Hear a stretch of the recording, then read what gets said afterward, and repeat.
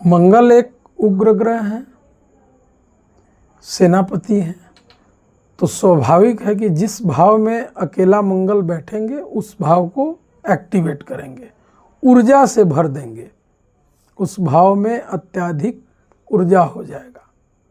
वैसे तो मंगल की 3 दृष्टियां होती हैं, चौथी, 7वीं और 8वीं, किंतु 7वीं दृष्टि यानी 180 डिग्री ठीक सामने वाला, चाहे वो कोई भी ग्रह हो, 7वीं दृष्टि उनकी विशिष्ट दृष्टि मानी जाती है और वहाँ उनका सबसे ज़्यादा प्रभाव होता है। ठीक मंगल की भी वही स्थिति है। यदि मंगल जिस भाव में बैठे हों उस भाव को तो अत्यधिक ऊर्जा से भर ही देते हैं, उस भाव में निडरता प्रदान करते हैं और ठीक अपने सामने 180 डिग्री यानी 7वें भाव को सबसे ज़्यादा प्रभावित करते हैं।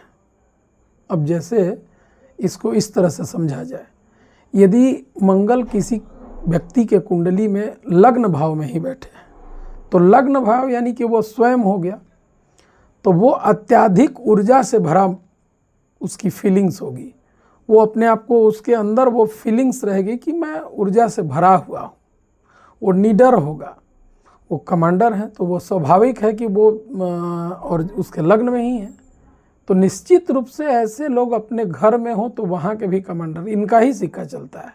अगर नौकरी पेशा में है तो वहाँ भी ये किसी की सुनेंगे नहीं, इनका सिक्का चलेगा। और रही बात प्रभाव का, तो सबसे ज़्यादा प्रभाव 7वें भाव पर देंगे। तो यदि लग्न में मंगल बैठे हैं तो इनकी दृष्टि 7वें भाव यानी ठीक सामने 7th हाउस। अब 7th हाउस को तो जोड़कर देखेंगे तो पार्टनरशिप का भाव हो गया, दाम्पत्य साथी का, जीवन साथी का भाव हो गया, तो इनका सबसे ज़्यादा प्रभाव वहाँ होगा। तो ये अपने बल से वहाँ प्रभाव अपना जमाएंगे। तो ऐसे लोगों का उसका रिजल्ट क्या होगा?